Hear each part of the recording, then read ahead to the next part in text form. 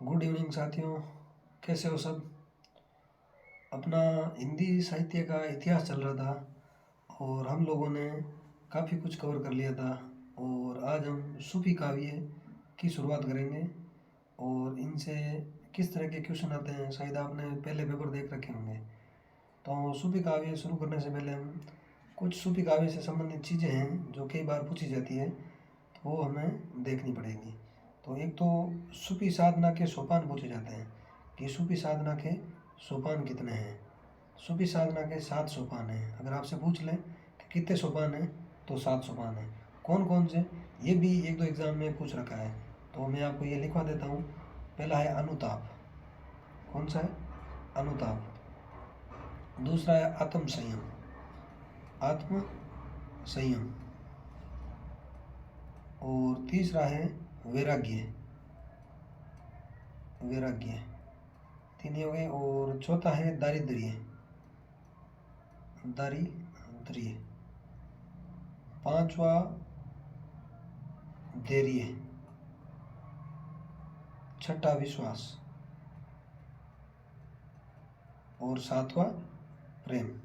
ये सूफी साधना के 7 सोपान हैं, ठीक है ना। ये आपको ध्यान में रखना है और ये इम्पोर्टेंट है, कई बार पूछे गए हैं। अनुताप, आत्म संयम, वैराग्य, दारिद्र्य, धैर्य, विश्वास और प्रेम। इसके बाद एक क्वेश्चन आता है कि सूफी साधना के मुकाम कितने हैं। तो मुकाम भी आपको ध्यान में रखना है। मुकाम पूछ लें सूफी साधना के तो 4 मुकाम हैं। कितने मुकाम हैं? 4। और सोपान कितने पूछ लें तो सोपान 7, मुकाम 4। तो मुकाम कौन कौन से सूफी साधना के, ये भी आपको ध्यान में रखने हैं। पहला मुकाम है शरीयत। कौन सा है? शरीयत। दूसरा मुकाम है सूफी साधना का तरीकत। कौन सा है? तरीकत। शरीयत, तरीकत। और फिर है मारिफत। तीसरा कौन सा है? मारिफत। मारिफत। और चौथा है हकीकत। हकीकत। ये सूफी साधना के 4 मुकाम हैं, शरीयत, तरीकत, मारिफत और हकीकत। ठीक है, लिए याद रख लो आप 7 माह। क्या याद रख लो? 7 माह, है ना। से शरीयत, ते से तरीकत, माह से मारिफत और है से हकीकत। तो यह है सूफी साधना के 4 मुकाम। ये भी आपको ध्यान में रखना है। और इनका एक क्वेश्चन आया था एक बार कि भक्ति काल में जो चीज़ें थी ना संत साधना के, तो इनका मिलान किया गया था। आचरण, उपासना, ऐसा कुछ था, हमने बात कर रखी है। तो वो मिलान वाला क्वेश्चन भी आपको ध्यान में रखना है। सूफी साधना के सोपान पूछ ले, सोपान 7 है। मुकाम पूछ लें तो मुकाम 4 है। फिर हाल की दशा ये भी पूछी गई है कई बार। सूफी साधना में हाल की दशा, हाल की दशा, हाल की दशा। तो हाल की दशा कितनी है? 4। ये कन्फ्यूजन वाली चीज़ें हैं, तो मैं एक साथ में बताना उचित समझूंगा। तो पहली दशा है नासूत। कौन सी है? नासूत। नासूत। दूसरी दशा है मलकूत। कौन सी है? मलकूत। नासूत, मलकूत। तीसरी दशा है जबरूत। क्या है? जबरूत। जबरूत। चौथी दशा है लाहूत। कौन सी है? लाहूत। ये हाल की 4 दशा है, नासूत, मलकूत, जबरूत और लाहूत। इसकी भी एक ट्रिक मैंने बना रखी है, नाम जला। क्या है? नाम जला। ना से नासूत, मे से मलकूत, जे से जबरूत, ला से लाहूत। तो ये हाल की 4 दशा है सूफी साधना में, ठीक है। इसके बाद एक क्वेश्चन आता है कि सूफी काव्य परंपरा का अंतिम ग्रंथ कौन सा है। सूफी काव्य परंपरा का अंतिम ग्रंथ, ये भी अभी पूछा था किसी एग्जाम में। तो शेख निसार का यूसुफ जुलेखा। कौन सा है? शेख निसार का, शेख निसार, शेख निसार का यूसुफ जुलेखा। ये आपने शायद पढ़ रखा है, तो अब आप ये याद रखना। शेख निसार का यूसुफ जुलेखा, ये सूफी काव्य परंपरा का अंतिम ग्रंथ माना जाता, ठीक है, यूसुफ जुलेखा। और सूफी मुक्त काव्य का पहले रचयिता पूछ ले कि सूफी मुक्त काव्य के फर्स्ट रचयिता कौन है, तो वो है अमीर खुसरो। कौन है? अमीर खुसरो। ये सारे क्वेश्चन क्या है कि बाद में मेरे ये नोट्स बनाए ना, इसके बाद में ये क्वेश्चन आ रखे हैं कहीं ना कहीं, और वैसे इसमें इनडायरेक्टली शामिल हैं। फिर भी हम ये पढ़ रहे हैं, तो आज तक जो पेपर हुए ना वो कंटेंट यहाँ शामिल करें। ये मेरी हमेशा इच्छा रहती है कि आपको इधर उधर भटकना ना पड़े। तो सूफी मुक्त काव्य का पहला रचयिता पूछ ले तो कौन है? अमीर खुसरो। आगे हम देखते हैं, एक दो क्वेश्चन और आए थे, वो कौन से थे हम एक बार देख लेते हैं इनको भी, क्योंकि ज़्यादा टाइम नहीं लगेगा।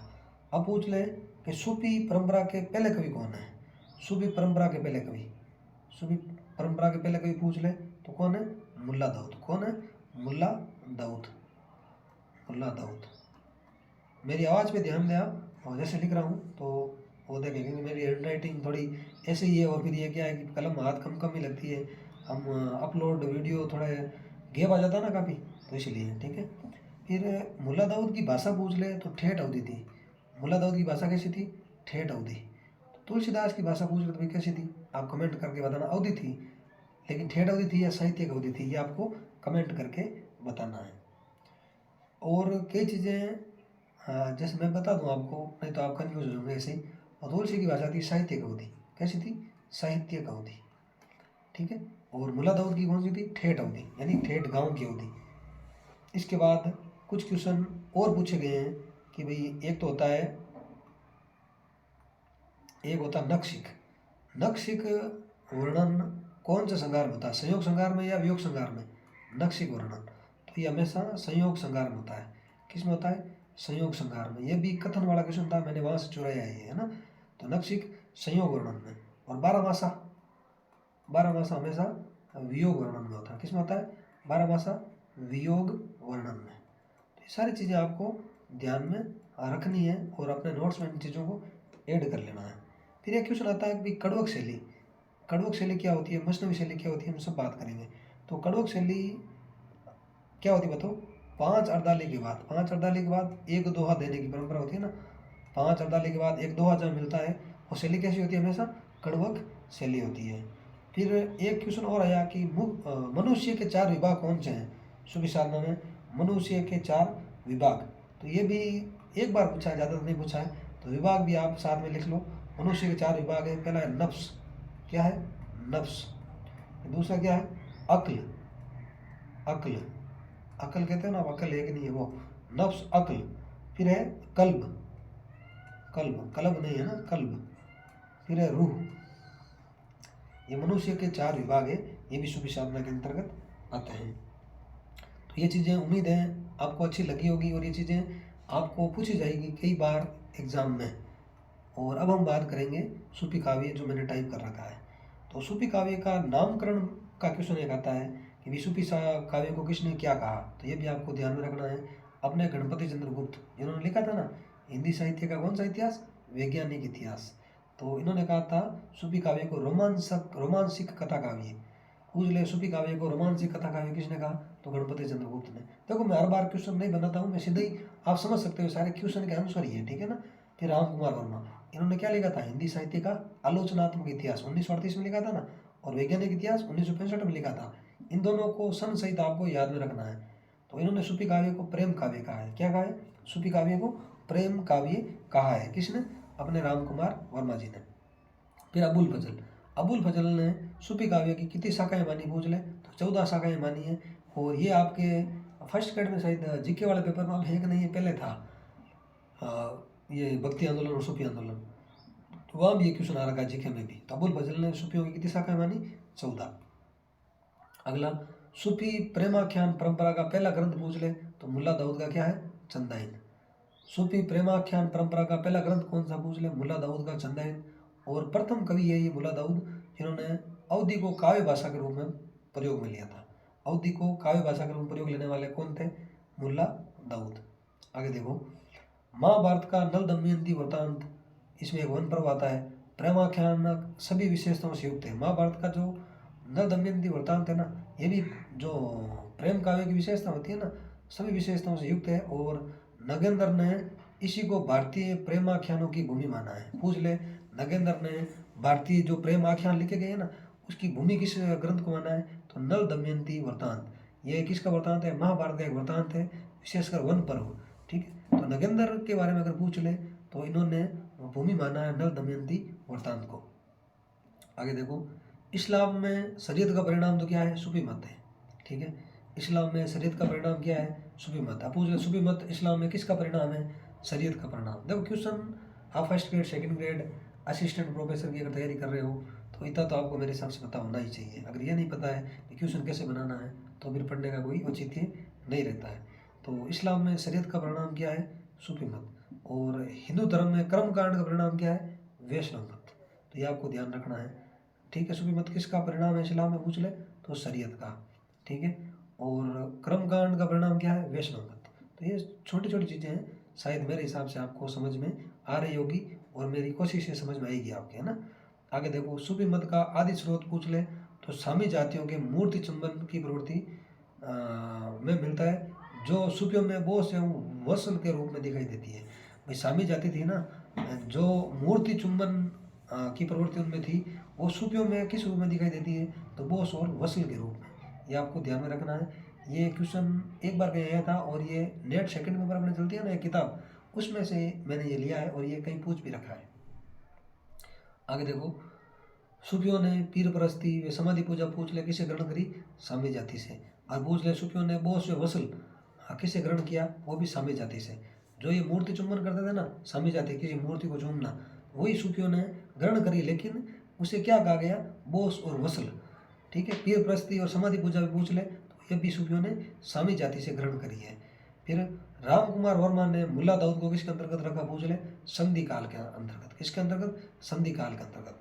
फिर आगे शुक्ल ने कासिम शाह के हंस जवाहिर, कासिम शाह का एक ग्रंथ है कौन सा? हंस जवाहिर, और निम्न कोटि का प्रेमाख्यानक काव्य माना। अब पूछ ले हंस जवाहिर को निम्न कोटि का प्रेमाख्यानक काव्य किसने माना? तो आचार्य रामचंद्र शुक्ल ने। अब पूछ ले आचार्य रामचंद्र शुक्ल ने कौन से ग्रंथ को निम्न कोटि का प्रेमाख्यानक काव्य माना है? तो कासिम शाह के हंस जवाहिर को, ठीक है। फिर एक कोटेशन है, शुक्ल क्या कहते हैं? यदि कहीं सच्चे भावात्मक रेसीवाद के दर्शन होते हैं तो जायश आदि सूफी कवियों में। यदि कहीं सच्चे अर्थ में भावात्मक रेसीवाद के दर्शन होते हैं तो किस में होते हैं? जायश आदि सूफी कवियों में। ये किसने कहा है? अपने शुक्ल जी ने। आगे देखो, सूफी कवियों का मुख्य दर्शन पूछ ले तो तसव्वुफ होता है। क्या होता है? सूफी कवियों का मुख्य दर्शन तसव्वुफ। सूफी कवियों का मुख्य दर्शन क्या है? तसव्वुफ, ठीक है। फिर सूफियों से संबंधित कुछ शब्दावली है जो आपको ध्यान में रखनी है। ये शब्दावली कई बार पूछ भी ले लेते हैं, इनका अर्थ क्या है? मिलान वाला क्वेश्चन बन सकता है। तो नफ्स, नफ्स किसको कहते हैं? जड़ या अंश। नफ्स किसको कहते हैं? जड़ या अंश। और रिजा शब्द एक आता है, रिजा कहते हैं ईश्वर को आत्मसमर्पण करना, वही रिजा है। ईश्वर को आत्मसमर्पण, ये क्या है? रिजा।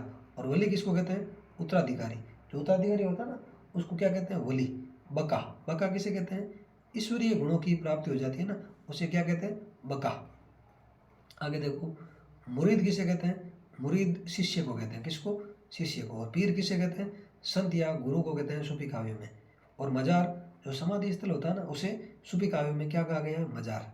फिर समा, आध्यात्मिक जो संगीत की गोष्ठियाँ होती है ना, उन्हें कहते हैं समा। और फिर एक खानका, ये वलियों का निवास स्थान होता है ना, उन्हें कहते हैं खानका। फिर फना, फना किसे कहते हैं भाई? मानवीय गुणों का नाश। मानवीय गुणों के नाश को क्या कहते हैं? फना। और अहम का लोप हो जाता ना भाई, मानवीय गुणों का नाश हो जाए, फिर घमंड किस चीज़ का, है ना, उसे फना कहते हैं। एक सरा या बासरा, शरीयत को महत्व देते थे, सरा या बासरा। और मजूब या बेसरा, ये शरीयत को कम महत्व देते थे। अब पूछ ले, शरीयत को ज़्यादा महत्व कौन देते थे? सरा या बासरा। और बेसरा, ये शरीयत को कम महत्व देते थे। और मैंने इसलिए ये लिखा है क्योंकि अपने जो भारतीय सूफी है ना, सूफियों का संबंध किससे? पूछ ले, बेसरा से। किससे संबंध है? बेसरा से, क्योंकि इन्होंने शरीयत को कम महत्व दिया था, ठीक है। तो हम अब आगे देखेंगे कुछ और चीज़ें। फिर एक क्वेश्चन आता है सूफी शब्द की उत्पत्ति को लेकर कि भाई सूफी शब्द का अर्थ किसने क्या माना है। अच्छा क्वेश्चन बनता है और ये कन्फ्यूजन वाला क्वेश्चन है। और ये चीज़ें आपको एग्जाम से एक दिन पहले मेरे हिसाब से पढ़नी चाहिए, क्योंकि जहाँ जहाँ गलतियाँ होती है ना, वो चीज़ हम एग्जाम से एक दिन पहले देख के जाएँ, फिर क्या है, समस्याएँ नहीं आती है। तो सूफी शब्द, तो सूफी शब्द सूफी शब्द की उत्पत्ति किसी ने तो सूप से मानी है। किससे मानी है? सूप से। इसका अर्थ था ऊन, और ये सर्वाधिक मान्य मत है। अब सीधा क्वेश्चन आ जाए, सूफी शब्द की उत्पत्ति किस शब्द से हुई है? तो सब ऑप्शन में हो तो आपको इसकी तरफ जाना है, क्योंकि ये सर्वाधिक माननीय मत है। किसने क्या माना ये भी हम बाद में देखेंगे। सोफिया से मानी है किसी ने, इसका अर्थ होता है विद्या या ज्ञान। किसी ने सबसे मानी है सूफी शब्द की उत्पत्ति, इसका अर्थ होता है पंक्ति। पंक्ति होती है ना, उसे सब कहते हैं। किसी ने सुफाना से नामक चबूतरे से मानी है, इसका अर्थ चबूतरा होता है।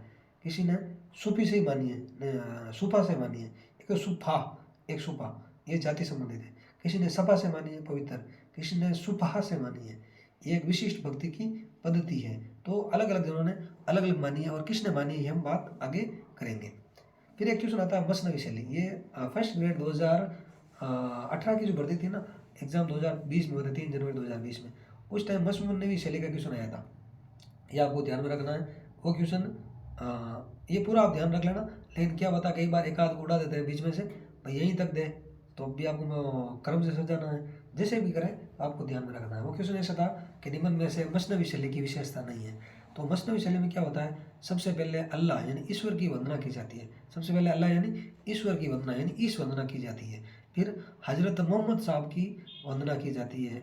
मोहम्मद साहब कौन थे, ये पैगम्बर थे, है ना। तो सबसे पहले अल्लाह या ईश की वंदना, फिर हजरत मोहम्मद साहब की वंदना, फिर 4 मित्रों की प्रशंसा की जाती है। क्या की जाती है, 4 मित्रों की प्रशंसा, फिर गुरु की महत्ता, फिर लास्ट में साहे वक्त की प्रशंसा करी जाती है। प्रशंसा में सेव हुआ था भैया ना, ये मैं सोचना कि आपने गलत लिखवा दिया, तो ये जल्दबाजी में क्या हो जाता है। तो साहे वक्त की प्रशंसा, फिर लास्ट में आत्म परिचय। अब एक बार क्वेश्चन यही आया है मिलान वाला कि अल्लाह या ईश वंदना सामने हमने दे दिया, नात दे दिया, मकबत दे दिया, मदह दे दिया, तो ये भी आपको ध्यान में रखना है। मैंने के साथ में लिख दिया, अल्लाह या ईश की वंदना को क्या कहते हैं, हमद। हजरत मोहम्मद साहब की प्रशंसा इसको कहते हैं नात। 4 मित्रों की प्रशंसा इसे कहते हैं मकबत, और शाह वक्त की प्रशंसा इसे कहते हैं मदह। तो ये सारी चीज़ें आपको ध्यान में रखनी है। फिर एक क्वेश्चन आपको मैं कुछ लिखा दूँ कि सूफी प्रेमा खान काव्य की पहली रचना कौन सी है। सूफी प्रेमा खान काव्य की फर्स्ट रचना किसने किसे मानी है। ये भी एक अच्छा क्वेश्चन आता है और ये इम्पोर्टेंट है, वो भी कैसा, वेरी वेरी इंपॉर्टेंट, ये भी आपको ध्यान में रखना है। तो शुक्ल, सबसे पहले शुक्ल की बात करेंगे। तो अपने शुक्ल जी ने सूफी प्रेमाख्यान काव्य की पहली रचना मानी है कुतुबन की मरगावती को। किसको मानी है, कुतुबन की मरगावती। कुतुबन ये कवि थे, इनकी रचना मरगावती थी। कौन सी थी, मरगावती। इनकी टाइमिंग भी आपको ध्यान में रखनी है। टाइमिंग है इनकी 1501 या कहीं कहीं 1503 भी आता है। शुक्ल ने सूफी काव्य की पहली रचना किसे मानी है, पूछ ले, कुतुबन की मरगावती को।